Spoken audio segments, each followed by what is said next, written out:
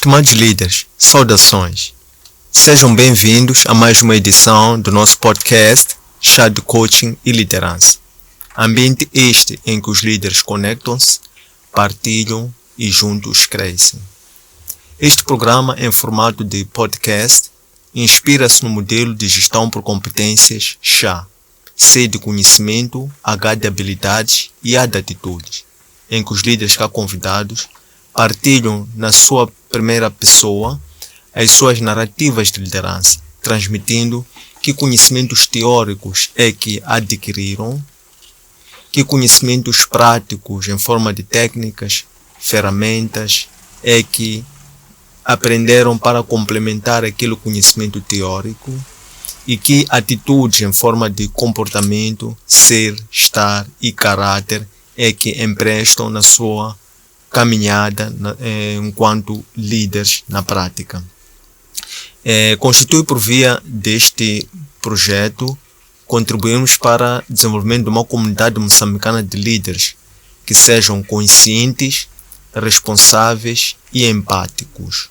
Conscientes de que possuem um instrumento relevante e instrumental para influenciar e impactar outras pessoas, mas também conscientes de que são líderes. Responsáveis sobre a importância de terem que ser praticantes de boas práticas, passo a repetição, para poderem impactar e influenciar positivamente os seus liderados, e líderes que sejam empáticos, quer com as causas que defendem, e líderes que sejam empáticos uns com os outros. A técnica privilegiada para a materialização deste programa é a comunicação, porque entendemos que a comunicação é das principais ferramentas de liderança. Através desta, os líderes podem transmitir as suas ideias de uma forma clara, objetiva, fluida e sistemática, para que os seus liderados possam não só compreender a causa, mas acima de tudo possam compreender a missão, para que aqui haja um engajamento e apropriação dessa mesma missão, para que o líder, após cumprir os seus curtos dias debaixo do sol, possa assegurar que este legado possa ser transmitido e eternizado por gerações. Temos como ambição, por via desta, já nos fizemos menção à ambição, temos como líder convidado para a edição de hoje, Raimundo Manuel, ele que é técnico de Relações Públicas e Comunicação, poeta, declamador, contador de histórias, ativista social. Raimundo Manuel, bem-vindo ao nosso podcast Chá de Coaching e Liderança. Eu agradeço o convite, antes de mais, e devo saudar a todos os internautas e os seguidores ativos e fiéis deste podcast.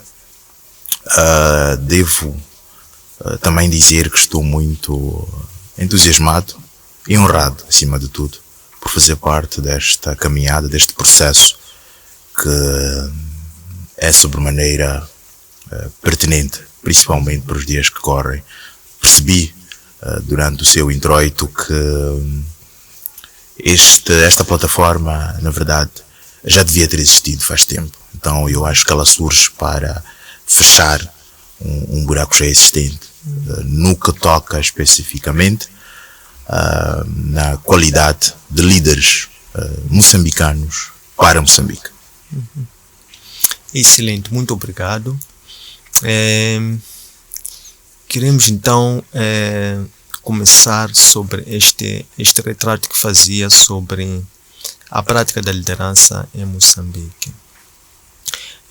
Raimundo hoje, enquanto um líder que está em processo de transformação,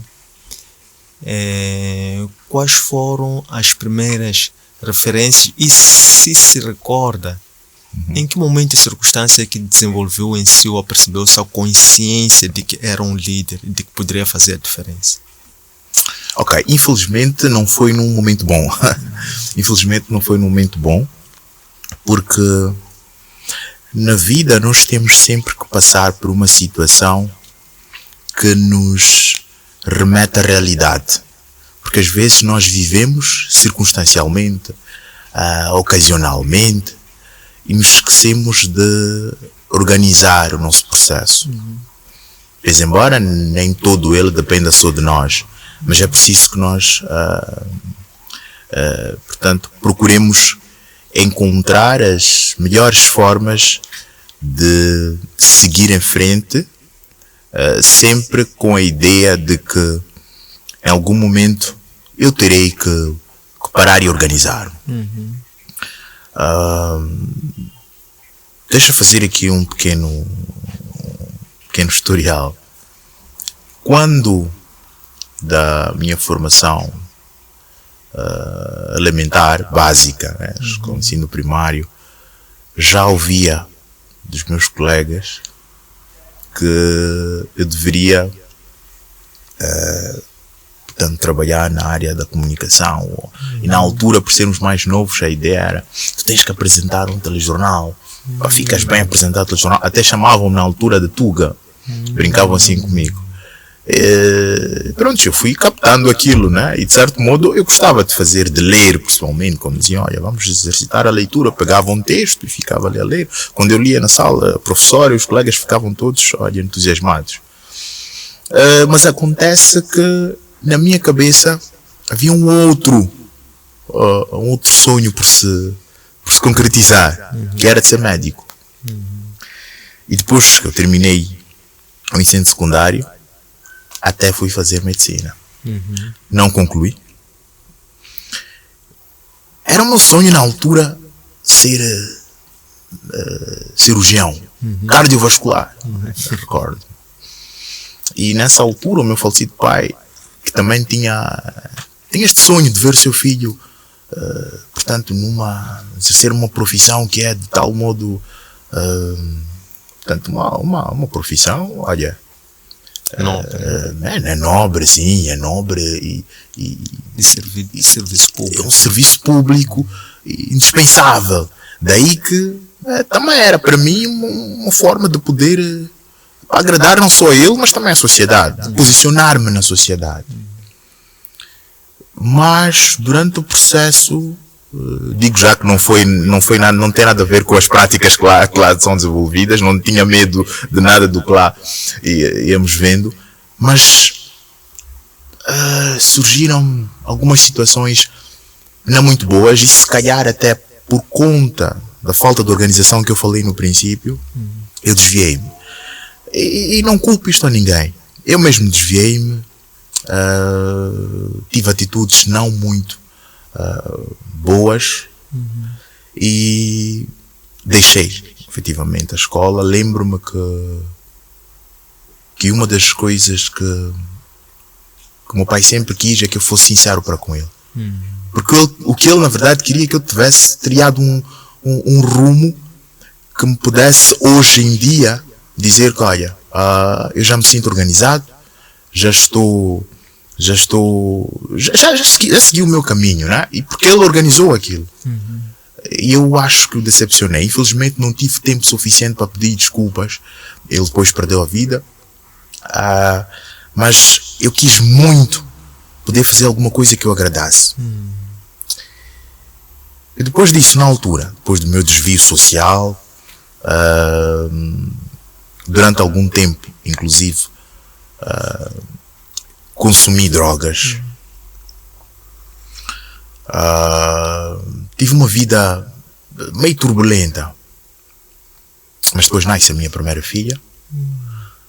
Foi o meu primeiro choque de realidade, onde eu tinha que posicionar-me.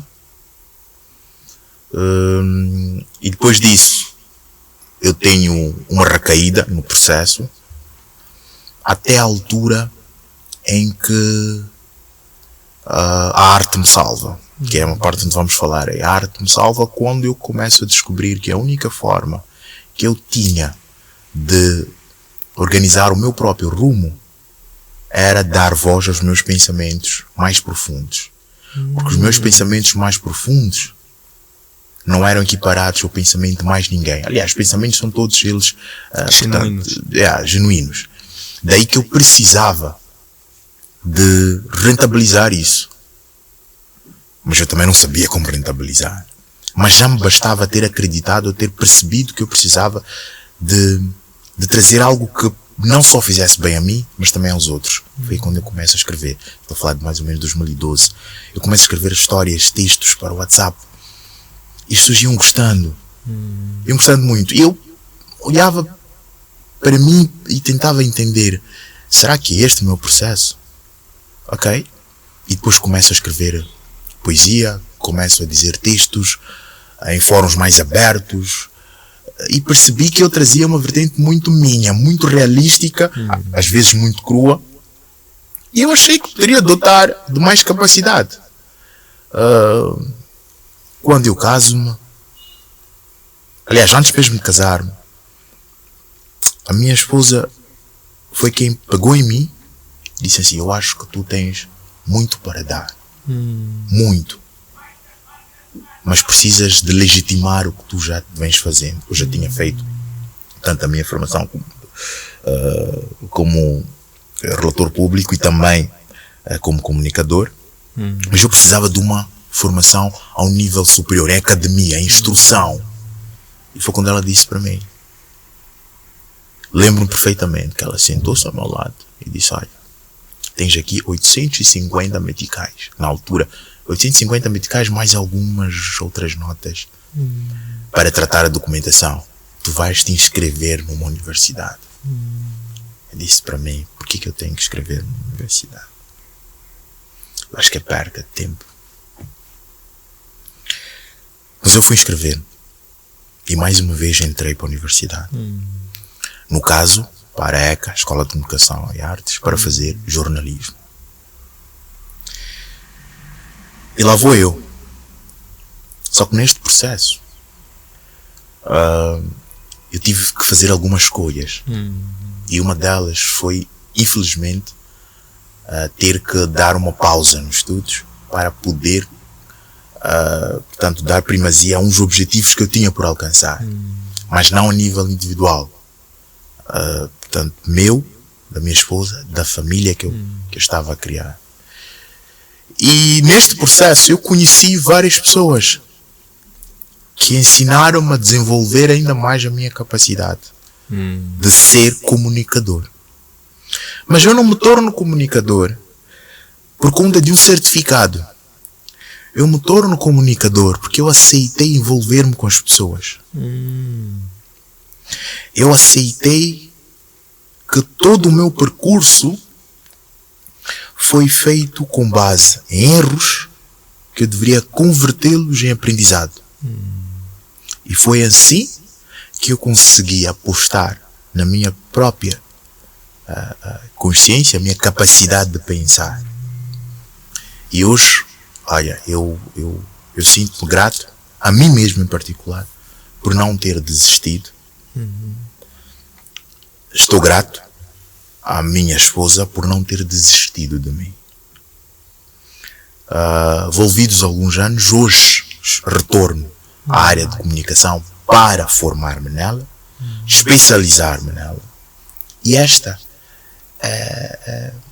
é uma daquelas coisas da vida que nós dizemos, alguns dizem, mas o destino sempre esteve ao teu favor. Não, nós criamos condições para que o destino, o universo, aproxime-se de nós. E eu aceitei que eu precisava disso. Então, um dos elementos pelo qual eu me sinto líder é o fato de ter tido a mente aberta, ter desenvolvido uma comunicação afetiva, isto é, um relacionamento com as pessoas, é que tornaram-me o líder que eu sou, o líder pessoal, o líder da minha vida que eu sou hoje. Excelente. Uma resposta muito rica. Registrei em particular quando se referiu que sentiu a necessidade de ter que fazer algo com o qual o teu pai poderia se orgulhar de si. E depois a forma como, superando algumas adversidades, descobriu em si uma força interior, um instinto, um espírito de liderança. Sim. E que depois começou a desafiar-se a si próprio, a ter que tirar para fora. Foi quando depois entendeu que deveria passar a conviver com também comunicadores. Exato. Olhando para este passo, este movimento que fez quando começa a aprender fazendo. Começou a desenvolver as habilidades de comunicação, fazendo a comunicação antes de obter esta formação, como esteve aqui a dizer, que ia lhe dar credenciais, por assim dizer, para ser aceito numa certa realidade. Exato. Mas olhando para as referências, enquanto um comunicólogo que afinal começaram a manifestar-se desde muito cedo. Pois. Yeah. Queríamos compreender quais são as principais referências que tem na área de comunicação. Okay. Desde, vamos lá, as primeiras convivências nível de casa. Quais são as referências que tem, que marca equilíbrio? Que deram-me este input mesmo, né? Eu acho que as primeiras referências foram os dois, foram os meus pais. Por quê? Porque os meus pais tinham uma capacidade de oratória muito forte. O meu pai em particular. Apesar da sua postura militarizada, ele não era muito autocrata. Ele conseguia ouvir, mesmo que não concordasse. Ele desenvolvia esta capacidade de escuta. E todas as vezes, por exemplo, que ele estivesse em diálogo com uma outra pessoa, eu observava e percebia que uma das melhores formas de eu aprender a falar é escutando mais. E depois tem a minha mãe, que é um bocadinho mais impulsiva, mas ela também tinha uma coisa, é que ela era assertiva. Apesar do seu impulso natural de dizer as coisas, ela dizia exatamente, ou ela diz, né? Ela diz, ela está viva ainda, graças a Deus, ela diz as coisas no momento certo. Pode não ser o que tu gostarias de ouvir. Então eu pensei, bem, não me resta mais nada senão equilibrar estas duas vertentes. Daí que estes foram os meus primeiros impulsionadores para esta área de comunicação. E também porque naquele momento em que eu lia livros, etc., eu também às vezes sentava-me, pegava um jornal e ia sentar-me na cozinha e eu olhava para uma parede como se fosse um teleponto e depois uma câmara e ficava ali a olhar, bom dia, estamos em direto para o programa, ela olhava aquilo e incentivava-me. E depois eu começo a assistir já alguns programas, assim, nível de televisão, né? Lembro-me que o primeiro, talvez pela sua naturalidade, né? Encontro o Vítor José, falecido Vítor José. Era pela sua naturalidade, porque ele tinha uma forma peculiar de fazer, ele animava-se na comunicação, ele animava-se e animava. Não sei se percebe o que quer dizer. Ele animava, quando ele estivesse a falar, ele também sentia-se animado por fazer aquilo. Depois, com o tempo, também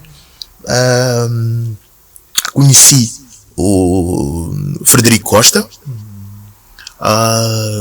Depois fui o Dani Ripanga, pela forma também muito assertiva de falar, e também porque ele trouxe aquela parte mais polite de comunicar, porque eu estava a precisar disso. Eu estava a focar muito na comunicação mais protocolar, mais executiva.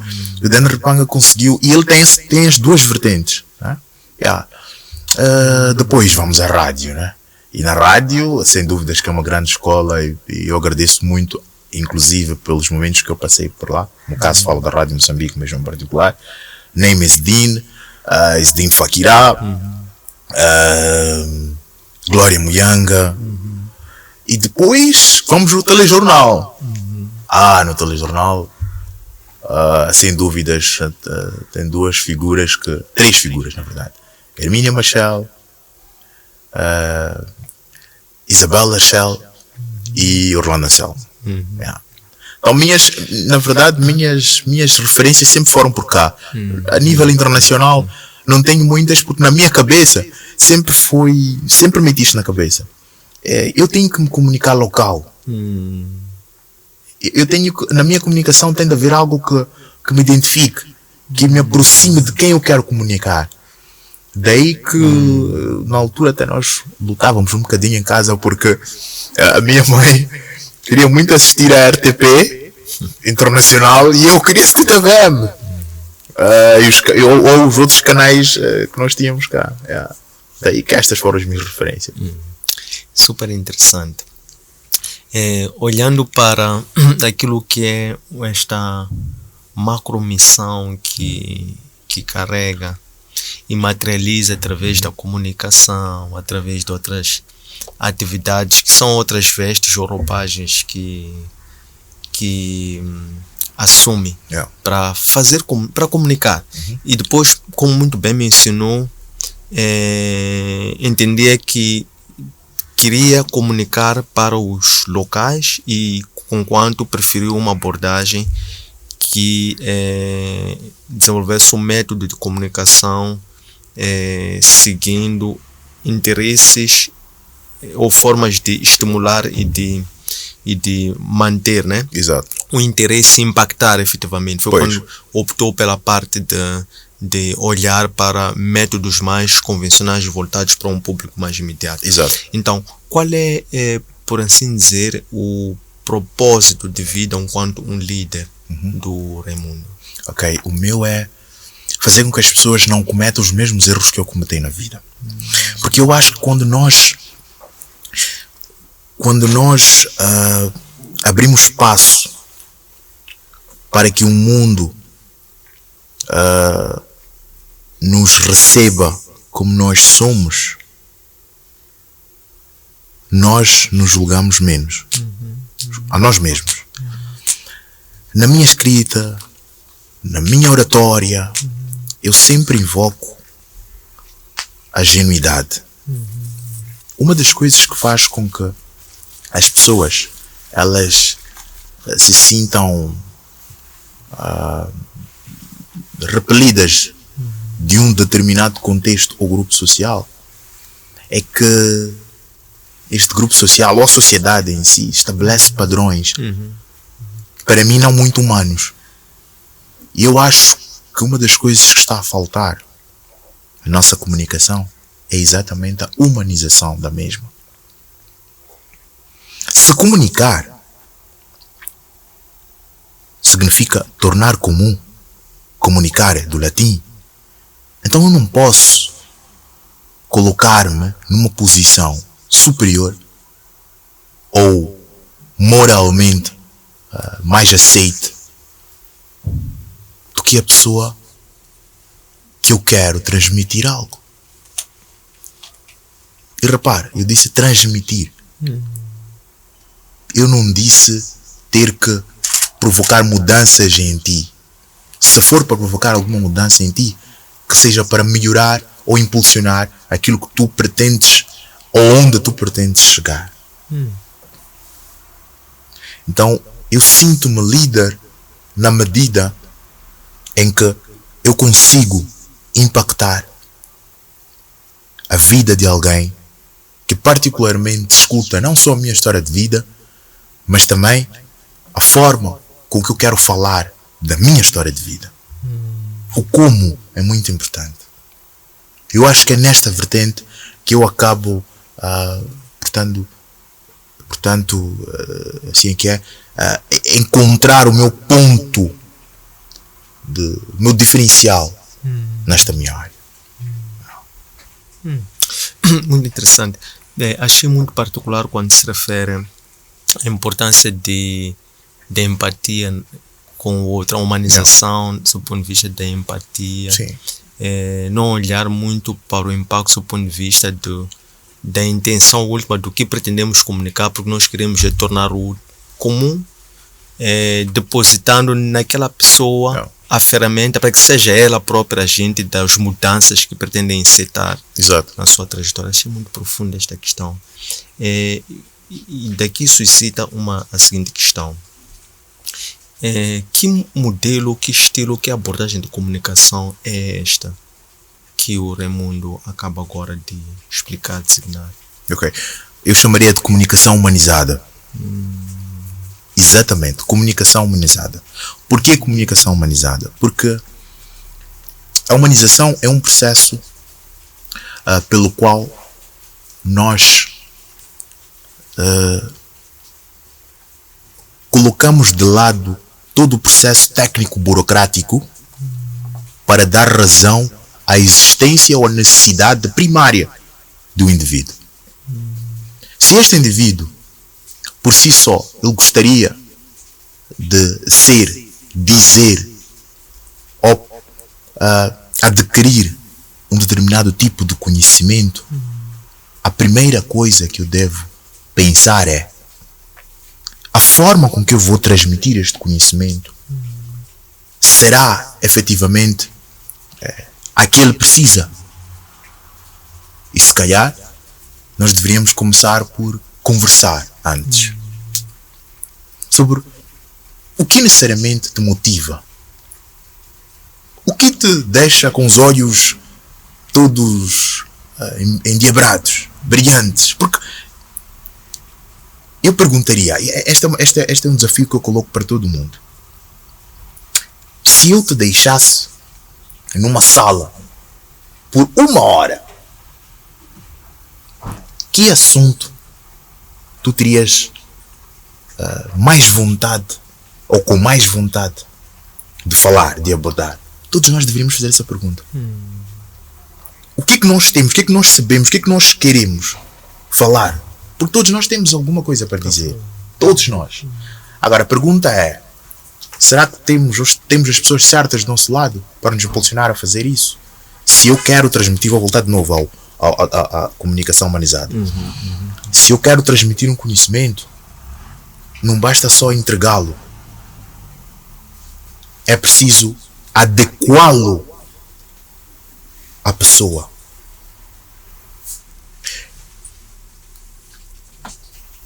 Vamos lá.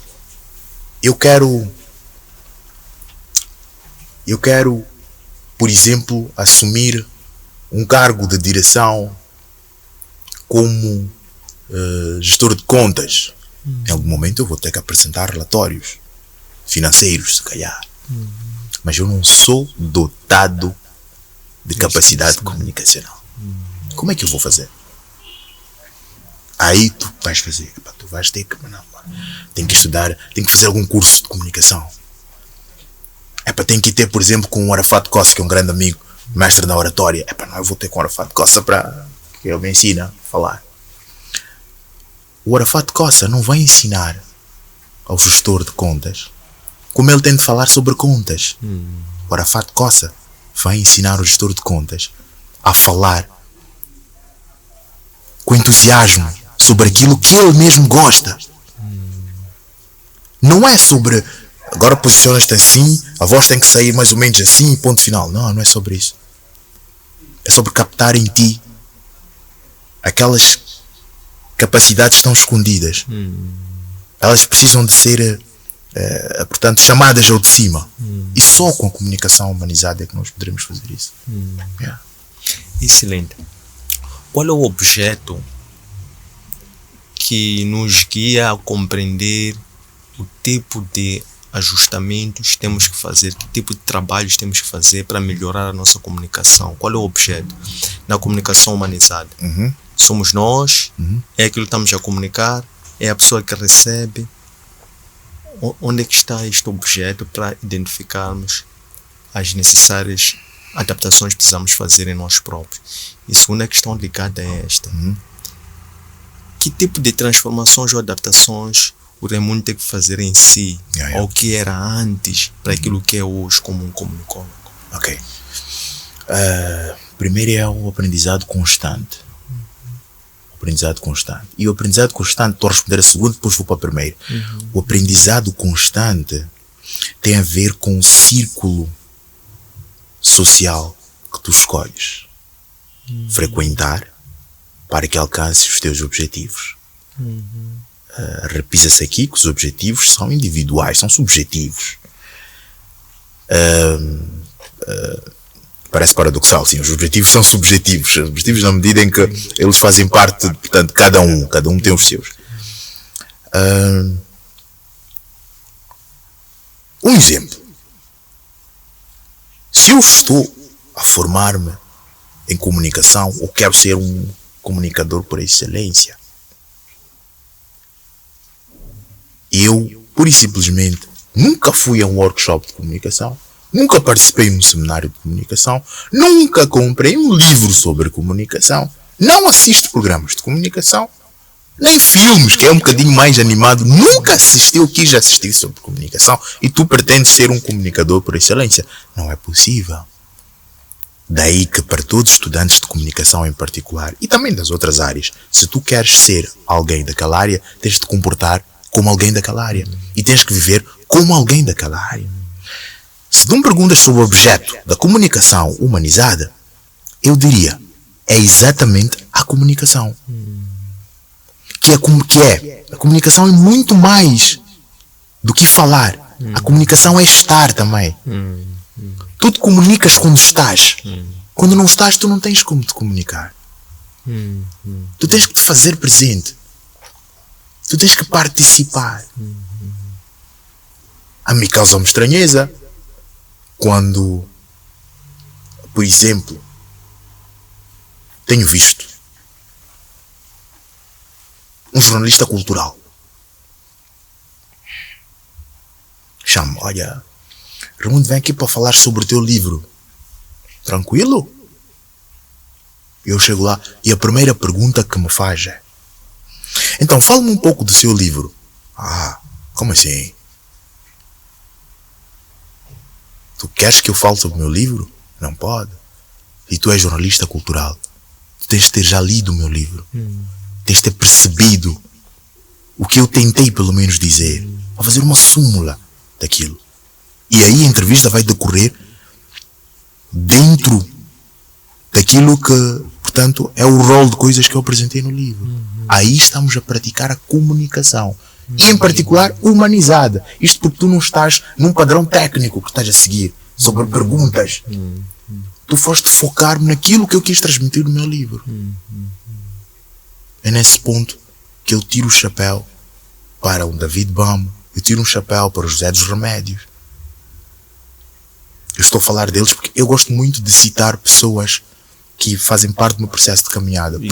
Pessoas que, no meu processo de inserção na área de comunicação, eles fizeram muito por mim. E eu aprendo com eles, mesmo de forma indireta. Super excelente.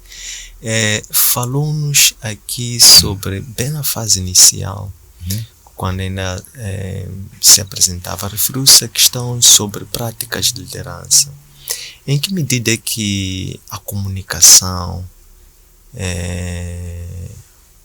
pode ser, vamos lá, um veículo, uma forma de podermos refletir, aperfeiçoar e vamos lá, construir uma identidade ou refazer uma identidade de líder, uma imagem de um líder a nível do nosso contexto. Vamos começar por este termo de líder. Vamos combinar ou vamos concordar os dois que muitas vezes o líder não é per si só indicado. Ele surge exatamente pelas habilidades, competências e formas dele se comportar diante de um determinado grupo. Vamos concordar. Uma das formas deste líder ou desta pessoa evidenciar-se para que no final se torne líder é efetivamente a sua comunicação. Mesmo que não seja oral, atenção, porque também temos que aqui saber portanto, subdividir isto. Mas, voltando ao líder, este líder sabe que o maior elemento de trabalho dele, o maior deles, é exatamente a comunicação, a forma como ele vai integrar vários elementos com várias habilidades, pensamentos, personalidades, valores e princípios. este é um desafio enorme. Então, a partir do momento que um líder se torna efetivamente um elemento que vai direcionar as pessoas, ele por si só já reconhece-se como um comunicador por excelência. Daí que faz este paralelismo sobre liderança enquanto comunicador. Muito bem. Qual é a escola de liderança, o estilo de liderança e também o líder associado a isso que o Raimundo se inspira? A escola da vida, meu. A escola da vida. A vida ensinou-me. A vida ensinou-me que em muitos momentos só estou eu e eu, mano. Não há mais ninguém. Não há mais ninguém. Nós somos líderes quando optamos por uma determinada coisa em detrimento de outra. Nós somos obrigados a fazer escolhas todos os dias. E eu tenho que escolher sempre o que me deixa mais próximo dos meus objetivos. Mas também o que me afasta do que um dia já me fez mal. E eu vou sustentar isso. Porque que eu antes até referi-me logo no início que é a escola da vida. Porque a vida, ela está a acontecer. Ela não é só o que aconteceu e não é o que vai acontecer. Ela é o que está a acontecer. E o que está a acontecer é algo que tu não tens como fugir. Daí que tu tens que agir sobre o que está a acontecer. E agir é fazer escolhas. No passado eu fiz as más. O que eu aprendi com isso? Eu aprendi que devo fazer outras escolhas. Sim, mas a pergunta é, os meus erros terminaram? Não hei de errar mais? É mentira. Eu vou errar mais vezes. Mas agora eu vou errar consciente de que não posso cometer as mesmas falhas que eu cometi. Esperar outros resultados. Exatamente. Daí que eu acho que a nossa vida, nós aprendemos com as nossas próprias vidas, nós aprendemos os primeiros passos, a primeira aula da liderança, aprendemos com os nossos próprios erros. Muito bem. Como é que incorpora na sua comunicação a linguagem sobre o erro numa sociedade em que vangloria ou valoriza mais as aparências e menos, como dizia, a vida não é só o que foi, o que há de ser, mas é o que está a acontecer. Aquilo que todos nós podemos ver e reconhecer que tem vida. Como é que incorpora na sua linguagem de liderança o erro ou a falha como sendo o caminho para a liderança? E como é que isso aí recebem já agora? Por isso falava da nossa sociedade. Sim. É assim, o ser humano, ele repele o erro, mas quando é cometido por outro, e nunca por ele mesmo. Portanto, quando é por nós, olha, foi um desvio, desconta lá, não vai acontecer mais. Mas quando é o outro, não há espaço de conversa muitas vezes. Então, é preciso perceber que as falhas fazem parte do processo. Fazem parte do processo. Elas não precisam tornar-se seus acompanhantes durante o processo. Num e outro momento tu vais te cruzar com eles, com as falhas. Num e outro momento tu vais ser responsável por colocá-las lá, infelizmente, sem que tu te apercebas. E estas falhas irão impactar a vida de outras pessoas neste processo. Estas pessoas estão, portanto, elas não são obrigadas a aceitar as tuas falhas como parte do teu processo. Daí voltamos um bocadinho à questão sobre onde nós nos comunicamos. Ou em particular onde o Raimundo quer se comunicar. O Raimundo quer se comunicar para as pessoas. E comunicar-se local, principalmente. Para as pessoas que convivem nesta sociedade que de certo modo vão se identificar com o que eu quero dizer.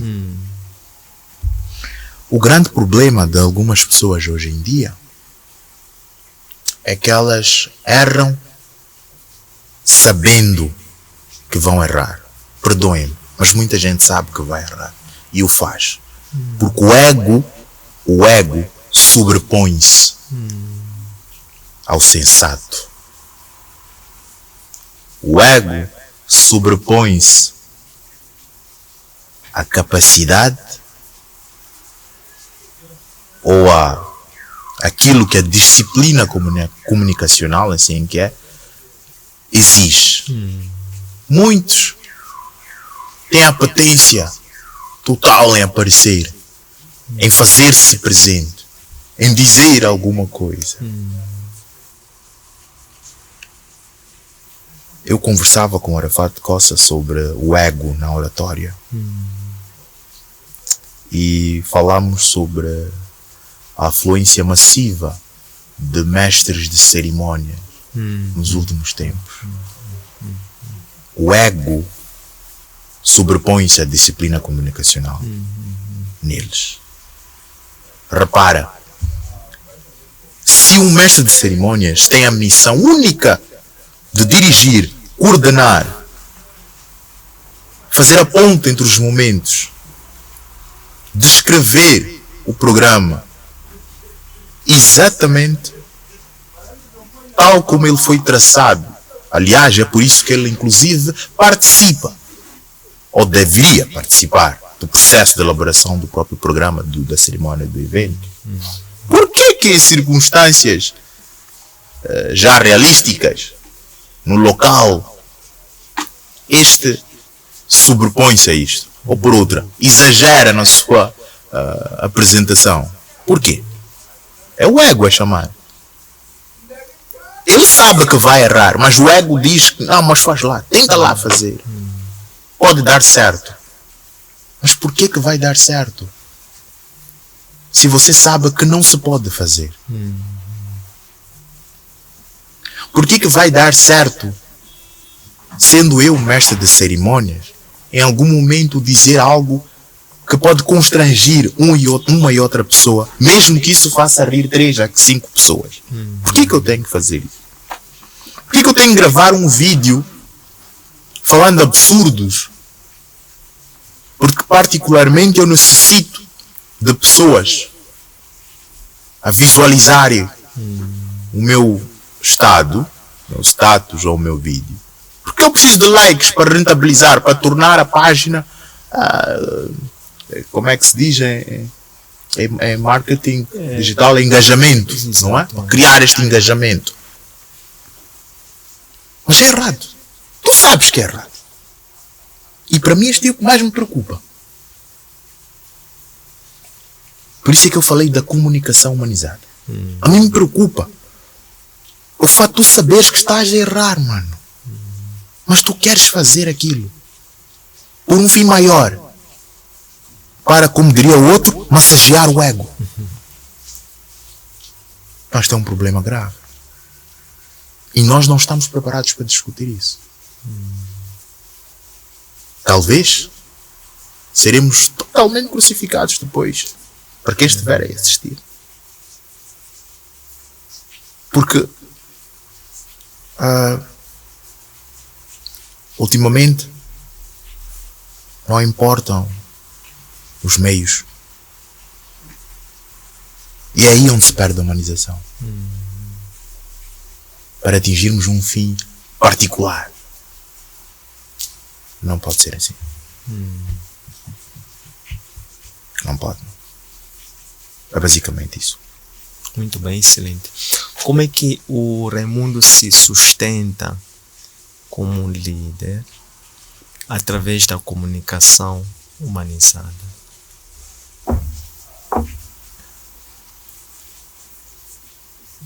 Sempre que há um lançamento de um livro, convidam o Raimundo, através do Negro, que é o pseudônimo que eu uso, para fazer uma leitura de um excerto. Sempre que há um lançamento de alguma plataforma, convidam o Raimundo para isso. Sempre que há algum momento, um convívio social, convidam o Raimundo, através do Negro, para dizer algumas palavras. E vão perguntar por quê? Exatamente pelo diferencial humanizado que eu tenho na minha comunicação. Porque eu não falo para as pessoas, eu falo para a pessoa. Por alguma razão, e vou já explicar isso. Porque eu não falo para as pessoas, eu falo para a pessoa. O a pessoa, eu estou a determinar quem é. Eu estou a dizer que é aquela pessoa. E foi aquela pessoa que escutou uma vez e disse, eu quero esta pessoa para ler o meu texto. E muitas das vezes quem me convida não é a produção. Quem convida-me a ser mestre de cerimônia, muitas das vezes não é o padrinho. Ou se é que este padrinho um dia foi noivo e fui eu que fui o mestre de cerimônias.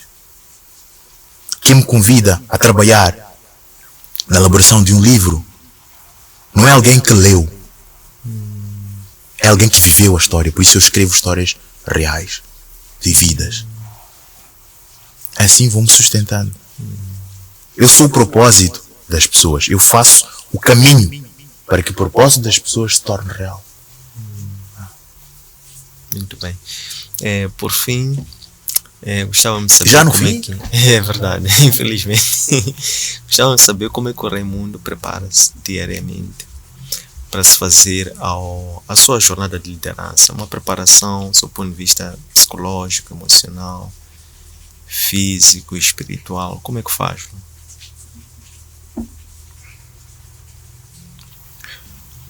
Sempre que eu acordo, eu digo a seguinte expressão: Allahu Akbar. Allahu Akbar, que significa Deus é grande. Essa é a minha maior preparação. Porque se eu acordei, é porque tenho de correr atrás de um propósito. E eu tenho em mim uma frase muito forte: dê o passo, Deus vai dar o chão. Esta é a minha forma de começar o dia para as minhas batalhas como líder. Excelente.